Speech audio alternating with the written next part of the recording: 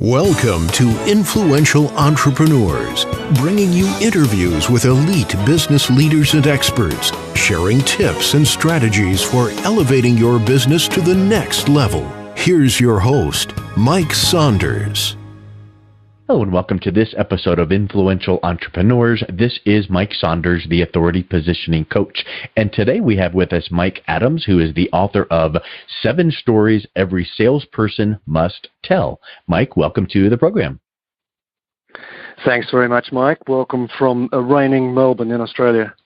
Awesome. Hey, thanks so much for taking time to chat today. I just love story selling. I think that it's such an interesting concept, whether you're telling, actual stories or kind of weaving your way through people, understanding your content with that approach. So I'm really excited to chat with you. But I think that I would love to kind of clarify, and I think you'll agree with this, 7 stories every salesperson must tell, but every 7 stories that every entrepreneur, salesperson, sales-minded person, because no matter whether you're a salesperson or an entrepreneur or a coach or consultant, boy, we all need to know these concepts, right?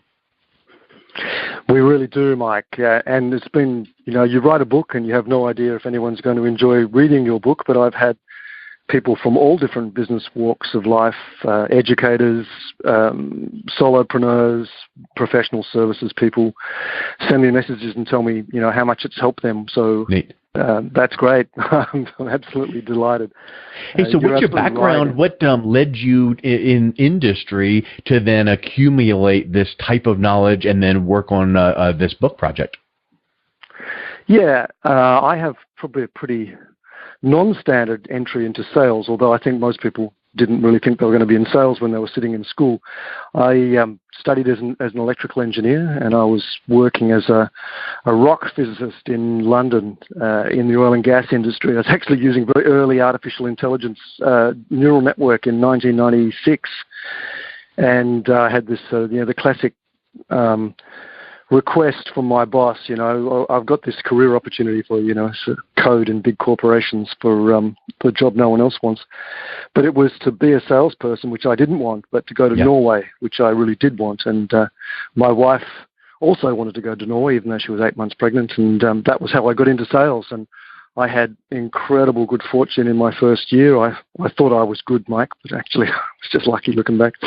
And that kept me in selling, and I've been doing that really ever since. In 2014, so I worked for big corporations in oil and gas, and when we moved back to Australia, I couldn't get work in oil and gas because we chose to live in Melbourne. So I shifted to telecoms equipment sales, and since then, when I figured out that trick, how to move from industry to industry, I've done it 5 times now. So I've been on that situation. This is one of the reasons I started the consulting business in the business I did, was having that experience of being in a new industry and not understanding anything that anyone says. You don't even understand the terminology, but you've got a target. You've got to sell a certain amount of money in a short period of time. And so how do you do that? And I had hit upon stories and particular types of stories that I knew I needed to find. And I'd already also realized that most companies don't prepare these stories for their salespeople. And so that's what I do with my consulting business since 2014. I help companies find their best stories and make sure that all the salespeople can tell them, because the really good salespeople and the founders usually of successful companies, they tell stories all the time, but they don't know they're doing it. They do it unconsciously, and they're people. If they pick up on it at all, they pick it up slowly. So that's really what I do, and I do work with startup companies as well. They have a very particular problem when it comes to stories. They don't have a success story, and that's a much, much tougher sales situation. But there are stories they can tell, and that's also covered in the book. Yeah, you made a lot of great points, and one of which is sometimes people don't know what they're doing that is so good. Hey, this top salesperson, how do you do that? And they're like, I don't know, I just go out and talk to people. And so I just go out and talk, and people suddenly seem to like me by accident and listen to what I have to say. Well, it's not very helpful, is it? But then when someone from the outside listens in and goes, well, you tend to, start off and make rapport and ask good questions and tell stories. So that's when it really comes to life. So at what point did you realize that there's actually stories that are part of success? And then how did you come up with these 7 different stories? Yeah, it's been a process because I'm an engineer. Us engineers, we like to know exactly how something works. So we're not very, very encouraged by the I just do it kind of answer. So I think I first noticed the power of a story was when I was working in Russia. That's back when I was in the oil and gas industry, and this is early 2000s. Putin had just come into power actually the year before, and the history of Schlumberger, the company I was working for, I don't know if your listeners know Schlumberger, but it's a massive company in the oil and gas industry, about a $30 billion service company. And I was there selling software in Russia and running a sales team. But the history of Schlumberger is kind of interesting. That they were founded in the late 1920s by they invented two brothers from Alsace and border of France and Germany, invented a technique for measuring the resistivity of the fluids and the rock in an oil well. And it turns out that oil has a high resistivity and the water that you normally find in when you drill a hole in the ground has a low resistivity. So they actually invented an indicator to tell you whether or not you'd found oil, and that's pretty significant. That's how you create a $1 billion company. And but no one really, this is a classic entrepreneurial problem, no one really appreciated their discovery apart from the former Soviet Union. So they built their business very rapidly in the former Soviet Union. But then they had an incredible setback. They were nationalized by Stalin in 1938, had all their equipment stolen and were kicked out of the country. But fortunately by that time, they had started to get traction in the rest of the world, in particular the United States, down in Texas and the like. And so the company went on to be incredibly successful. But when Russia opened up to Western companies again in the 1990s, I had to make a decision. Do we go back in or not? And the strategy guys took a business case to the CEO and asked him how much money is he willing to risk to go back into Russia, and the answer was $200 million. And they proceeded to invest in two of the newly privatized Russian oil companies and doubled their production in about 18 months. Incredible story. And I heard that story when I was working in Russia. That was my territory, and started telling it to potential clients and current clients. And then this is the interesting thing about stories, Mike, then I started hearing that story back from my clients. And then you realize, okay, here's a story that's doing work like this. And there's messages that are passed in that story that are different from what most salespeople want to tell you. We're the number one and we were early in Russia or whatever. They've got facts about their company, but the story is far more engaging and delivers the information in a way that people will just listen. Yeah, I think it's interesting. So that was when you keep doing something over and over, and then something kind of comes to life. It's like you didn't really realize it. That's right. Yeah, so I think that was the first time when I kind of realized that, okay, the stories do work on their own, and that if I can consciously think about the stories that I tell, that there's some benefit there. And it wasn't until I started my consulting business and started working with salespeople that I truly appreciated what I had there, because the vast majority of sales training has been about questioning and listening skills and sales process. You do this, then you do this, then you do that. And the big issue is that your future client doesn't respond well, certainly not openly, to any question a salesperson asks until rapport is built. Mm. And stories are a big clue to building rapport. If you can tell a little bit of your personal story about why you do what you do, and then say the magic words, well, enough about me, what about you, Mike? Why are you hosting an entrepreneur's radio show? And we share some stories about, what it is, who we are and why we do what we do. This is really the basis of rapport. If you think about who your friends are, you know their backstory and they know yours. And that's the interesting thing in a room of two people that don't know each other, is where you're coming from and why are you there. This is not well understood at all in selling. Very few people appreciate this fact, and it's a little bit like picking up the phone to call someone. It can be confronting to just tell your story when you meet someone for the first time, but if you do it, you notice some very interesting effects. And the conversation that you tend to have after sharing a personal story is much more substantive in a first meeting than if you start with just your business basics of this is who I am in a line and this is why I'm here, and then you think you can launch into questions.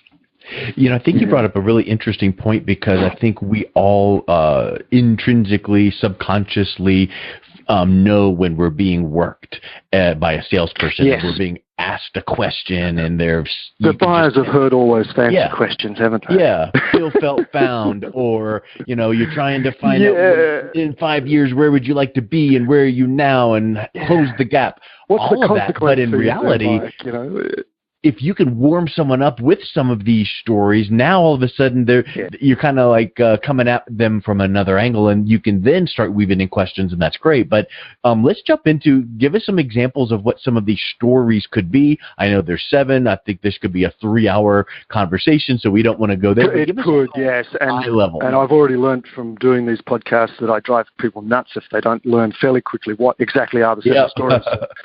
So I organized the book around a fishing analogy, and if you were angling to catch a trout, you would prepare a lure, and that's the first part of 7 stories, is what exactly are stories, and exactly how do you construct them. And really we're talking about anecdotes here, Mike. We're talking about 1 to maximum 3-minute anecdotes that you can deliver in a 30-minute or 60-minute business meeting. So that's the first part of the book. And then the next part has the first 3 stories, and I call it hook. You need to make that connection. So if you don't make a strong connection of liking and authority with your potential customer early on, then it's very unlikely that you're going to be able to properly position your company. And so the 3 stories there are your personal story, and I told you a tiny little bit of mine, saying that, I decided to go to Norway with my wife who was pregnant, and, those are kind of things that you would put into a personal story, because it explains why I do what I do. I got into sales by accident. I'm actually an engineer, and, so this is delivering some information that also shows that you're an authority, and it allows you to ask the question, what about you? Yeah. The second one is what I call the key staff or key person story. Salespeople need to position important other people from their organization to their future clients for a few very good reasons. But one of them is that many salespeople fail to extract themselves after they've sold the deal. They get involved in all the post-sales, but it's because they haven't positioned other people in their organization, haven't positioned their entire company as a strength. So and to do that, you really need to know in detail the personal story of maybe your CEO or your technical salesperson or your head of customer support, whoever the important people that your client needs to meet next. So you need to position them with a story. And then the company story, I gave the example from my company in Russia. So those are the 3 connection or hook stories. And then we move into creating mind share and differentiating your company. And this is the heart of being a salesperson. The first one is insight story, which is the problem entrepreneurs have, which is delivering, explaining that your company knows something about your client's market that they don't appreciate. That's really what insight is. And that's not an easy problem, because your client, of course, thinks they know all about their industry. So you can definitely sound arrogant if you think you can just challenge on that. But by telling the teaching story of how your company came to discover the insight, I'll give you an example in a minute, then you'll take them on that journey, and they will listen, and it won't seem arrogant. And then the success story. Most people know about success stories. They call them case studies. They do it pretty wrong, in my opinion. They don't make their successful client the proper hero of their story. They make themselves the hero. Yeah. So that's the success story. It's actually a 6-part story. The others are only 4 parts. They're very simple to construct. And then we have finally landing the deal, what are the stories that help you at the final stages? Particularly, this is geared towards larger B2B contracts. How do you get a stakeholder committee to go in your direction when you may not even be there? You're not even there to influence the sale. And the two stories there are value stories. Value stories is the story that explains how your company will behave after they've signed the contract. What would it be like when things inevitably don't quite go the way you expect? And then the teaching story, which is really what I call it, the sales manager story. How do you teach your client how to sell, your sponsor how to sell to the stakeholder committee, again in a meeting that you're not there? How do you get around problems of resource conflicts, failure to understand that delay is costing them money, all the typical problems that happen in a meeting that the vendor is not there, but the client's trying to decide on where to go. So that's the seventh story. And each of those stories has a purpose. They have very specific purpose in the buying process. They have a specific character, and they pass a specific message. Yeah. And I would venture to say that if you were to tell our listeners, hey, here's this PDF download of the summary of all 7 stories, and I've got a 1-page checklist that you can fill in the blanks and have all of your 7 stories ready to go. That would never, ever work. It's not as simple as check the box and fill in the blank. Well, the first problem, Mike, is that, the word story there's a problem with the word story. If you went back not many years, you couldn't even use the word story. And I definitely don't recommend people start by saying, I have a story about. Yeah. Because story is considered not businesslike. So today, people bandy the word story all over the place, but they're usually not talking about a story. In fact, funny, I received from a major consulting company an 11-page report a few weeks ago, Mike, and the title was Why Technical Salespeople Must Use Stories, and it didn't contain a single story. And, I'm thinking, well, the person who wrote this report doesn't even understand what a story is. Yeah. And therein is, so that's the first issue. You need to appreciate what a story is, and at its most fundamental. Without this, it's not a story. A story must be a sequence of related events. So when you go onto someone's website and it says our company story and it says we were founded in 1985 and we're in Chicago, New York, and Los Angeles, that's 2 sets of unrelated things. There's a kind of event at the beginning, so it's not a story. So it has to be a sequence of related events. It should turn on a person, on a character, or it's not very interesting, and it has to be unpredictable or it's boring. And it has to make a business point. So quite a big part of the early part of the book is making sure people are 100% clear on what a story is and what it isn't. And so there is a cheat sheet in the book, and there is a table and all of that stuff. But there's a bit of work to do to appreciate what we're really talking about. That's exactly the point I was making. Is a lot of times we all feel like just give me the short and easy way, check, done. But it takes time. Yeah. You might need to work with someone. I mean, you might need to work on this one particular story for weeks and weeks on end to fine tune it. That's a very good point. That there are thousands of low-level stories lying around, but there are few excellent stories. The company story that I told you, has been refined quite a lot. And and that is the trick. What I actually do with companies, this is the consulting work that I do, is I help them find their best stories, usually by interviewing the founders and the people who really know them, doing a bit of research sometimes. And then we work with the sales team and we get them to practice. And because I've discovered, it took me a little while to discover this, Mike, but salespeople tend to forget everything you teach them in a 1 or 2 day event. It's a bit disappointing, but what we do is over time, over a few months, we practice over video message. And it doesn't take very much time. Just send me a 2-minute video of your company story. And the nice thing about that is that they get the habits because, don't want to send me a video without checking, so they listen to it and then they have another go and another go. And it's that repeated practice that actually changes people's conversation habits. So it's the first thing is, get them to be able to deliver the story competently and get it internalized so that they do remember it and it pops up in their mind. And then there's the sales manager's job of just prompting, did you tell that story? Or what story are you going to tell when you go to that meeting? What do you think will be the most relevant story given where you're at in the sales process and where your client's at? And just that little prompting is usually enough. And I get lots of calls from my trainees. They call me up and tell me how very excitedly what happened to them when they told the story. They're surprised usually. So let's kind of start landing the plane with this thought, because I keep hearing stories in 7 and different circumstances and when to use it. So if someone is thinking, how hard is all this? I mean, if I do take some time, is it really hard to do? And do I have to feel like I'm memorizing a script and it's going to feel unnatural? So what would you say to those kind of thoughts? It's not hard, but it does take some effort. It's a pleasurable effort. Usually, people usually quite enjoy doing this work.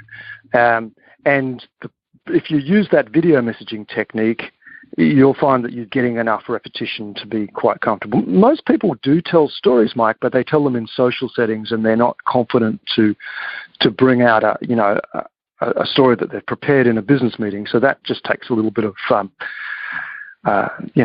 practice until you're confident to do that. So, I haven't come across anyone that can't do it. I have come across occasionally salespeople who are resistant to the idea. That's just not what I do. But that is a pretty small percentage, and usually they come around because they hear the stories, and we have story-seeking brains. I go quite a bit into the science of what's happening with stories and what your brain, your cortex is doing 100% all the time is trying to predict what's going to happen next. Well, you were predicting the word next for me when I had a pause there. And that's really what a story is, an unpredictable sequence of events. So your brain is at attention trying to work out what's going to happen next. And that's why they're so powerful. We pay attention and we're trying to incorporate into our internal model of how the world works, how we work in our bodies. We're trying to incorporate new information, and we're using sequences, unpredictable sequences to do that. And stories are structured exactly the way the human mind and all mammals' minds actually exactly how they work. And don't you also feel like when, like I know you mentioned case studies, and we can probably talk for a long time on just this one piece, but a case study tends to be laborious and technical, but if you can tell the main points with the story framework, maybe it brings it to life a whole lot better, right? Well, the classic case study is prepared by marketing departments. This is not to bang. In fact, marketing departments are really important for getting stories together. But the marketing department is concerned about anonymizing the client and not getting into trouble with the client. And so they typically go like, situation, what we did, and here's the result. And the problem with that sanitizing of the case study is that the emotional situation of your client who succeeded is completely written out. So the success story says, here is my client, here is their situation. Here's Luke Skywalker, the universe is all fine, and now here's this big problem, right? The princess has been captured, he's got a big problem, and then he meets the guide, and your company is the guide in the story, not the hero of the story. Yeah. And then you present a plan. That's your action, Karate Kid, you're going to have to wax on and wax off. There's a plan, there's some work you're going to have to do. Yeah, but trust the process. You might not know every step. There's a process, the guide has given you a plan, trust the guide, avoid failure, and there's plenty of opportunities for failure, and then you achieve success. So that journey is, as you can hear, it's actually 6 parts, and it's different from a case study. And your future client gets to experience your products and services without having to buy. When they hear that kind of story, they identify with it, right? It's different from the, I call it the vendor hero success. When you think about most case studies, you think, okay, how heroic is that vendor providing that solution? And that completely misses the point of a success story. You want your client to experience what it would be like to work with you. Awesome. And maybe since I know we're getting to the end, Mike, I should explain the insight story, because I think you have quite a few entrepreneurial listeners. And when you don't have a good success story, you might only have an insight story. So how do you deliver into a market a new idea? And I'll give an example from the medical industry. It's a somewhat extreme example, but it illustrates the point well. So in the early 80s in Western Australia, two medical researchers were looking at the problem of what causes stomach ulcers. And they had a hypothesis that there was a particular bacteria that caused stomach ulcers. And they couldn't get their papers accepted because at the time the medical establishment felt that stomach ulcers were caused by stress. The prescription was to have weeks off and recover. And it was felt that bacteria couldn't even survive in the acidic environment of the stomach. So they were outsiders, these guys. And in frustration, Barry Marshall decided on a particular experiment. He gave himself an endoscopy and then drank a vial of the particular bacterium, proved that he had stomach ulcers, and then treated himself with the antibacterial. And that paper went all around the world and was very, very widely talked about. And Marshall and Warren won the Nobel Prize for Medicine in 2004. And within that story, it's quite short, as you notice. You have something that your future client will listen to because it's interesting, but it also highlights the problem of having the entrepreneur's problem. You have this great idea, but your market isn't really willing to listen to it or to accept it. And the story slows them down and just takes them through how you learnt it. How did you persuade someone else, or how did you learn this thing? So you could also think of it like the researcher's story. And that's the way to deliver something that is difficult for your market, for your client, future client to understand, because they've never had experience of it. They just have a different concept. They have a different way of thinking. So that's the insight story. Neat. Yeah, that's perfect, because sometimes you want that transparency and authenticity to say, you know what, I don't know it all, but I've made a bunch of mistakes, and I can show you where to not make the same mistakes I did, and then you come out being really real. Exactly, and the model of the insight story is, I've a researcher, it's the research department, or you might actually be the researcher yourself potentially, and I've got this problem I'm trying to solve, and we have all of these false leads, and it didn't work, and we're about to give up the whole project, and then, eureka, we discovered this thing, and we didn't believe it, but wow, look at that. And that's taking your client on the same journey of discovery, if you like, how you discovered the insight. And that is a real clue, because a lot of salespeople are taught that, you should go out and, challenge your client, essentially shake them into thinking, accepting this new insight. But, that's pretty hard to do. Maybe if you have huge authority, you can do that. There are people who are extremely experienced and are very well listened to in their industry. Maybe they can do that kind of thing, but your average salesperson cannot. They don't have the authority to do that, but they can teach with an insight story. Yeah, excellent. Well, hey, Mike, thanks so much for your time today. It was great talking about this really fun topic. I really appreciated it. Thank you, Mike. Thanks for your questions. That's very nice to be guided along the way. I appreciate it. Awesome. Have a great day. You've been listening to Influential Entrepreneurs with Mike Saunders. To learn more about the resources mentioned on today's show or listen to past episodes, visit www.influentialentrepreneursradio.com.